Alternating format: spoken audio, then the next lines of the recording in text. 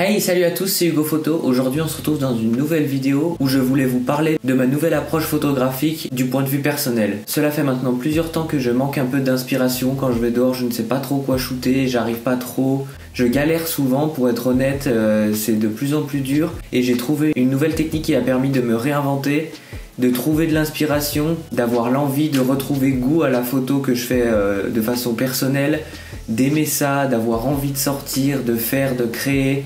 Ça a un peu réinventé comment je shoot et franchement c'est game changer. Donc je voulais partager ça avec vous. Alors en fait ça va être tout simple, je vais plus me concentrer sur raconter une histoire, les émotions que je vais transmettre, le cadrage et beaucoup moins sur les réglages. Donc pour du concret en ce moment j'utilise le Sony Alpha A7C II. J'aimerais beaucoup avoir par exemple un Fuji X106 ou un Fuji XM5, un boîtier dans ce genre là en fait pour ne pas avoir à se soucier des réglages et juste se concentrer sur le cadrage et les émotions.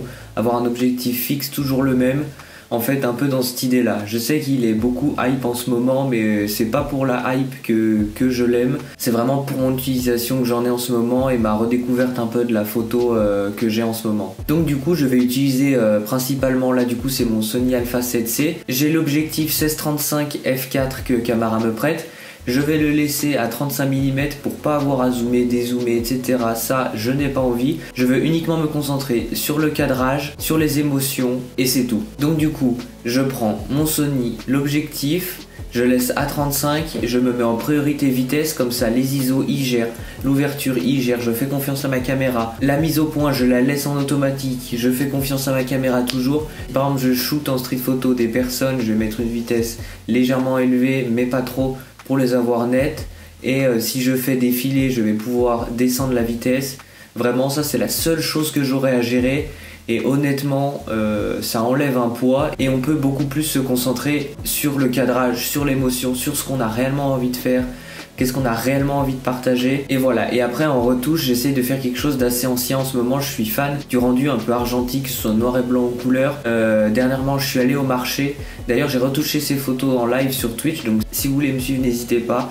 Je vous mets les liens de tous mes réseaux dans la description. Donc voilà, juste le cadrage, les émotions et la petite retouche derrière, si vous n'avez pas par exemple un Fujifilm qui vous permet d'avoir des émulations de films. Bien sûr, ce n'est pas pour autant que j'arrête de toucher au réglage de mon appareil. Quand bien sûr j'ai des projets professionnels, je prends le temps de faire les bons réglages, etc. pour un rendu professionnel, pour avoir la meilleure qualité, etc. Mais là, c'est vraiment juste mes photos personnelles que je partage.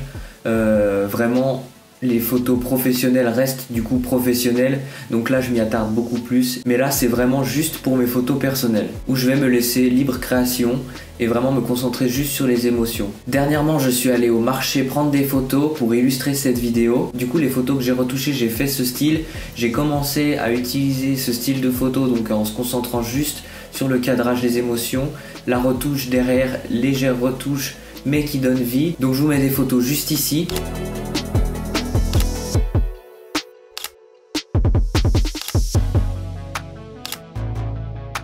Donc là voilà, j'ai utilisé beaucoup de noir et blanc mais c'est pour montrer en fait ce côté argentique, et puis les photos rendaient mieux en noir et blanc, elles étaient plus vivantes. On voit qu'avec le grain ça ressort très bien. Donc voilà, je voulais juste vous partager mes envies créatives du moment, où j'en étais dans la photo. Donc je continue à faire des projets professionnels et en parallèle je fais des photos comme ça, car j'aime vraiment me concentrer sur les émotions, non pas à tous les réglages.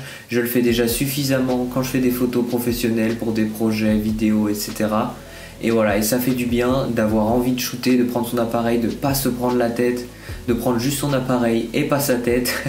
Donc franchement, c'est une redécouverte de la photo et je vous conseille d'essayer si vous avez l'occasion. Donc voilà, la photographie, c'est toujours un équilibre entre créativité et technique. Bien évidemment, chaque projet a leurs exigences. Pour de la photo professionnelle, je ne me permettrai pas de faire ça, car si les photos sont ratées, là c'est des photos personnelles, donc ce n'est pas grave si elles sont ratées, mais pour des photos professionnelles, je peux pas me permettre. Je peux faire une ou deux photos comme je fais, en plus du bonus, mais je vais pas faire mes photos comme ça. Donc voilà, c'était une vidéo assez courte, mais je voulais juste vous faire partager ça.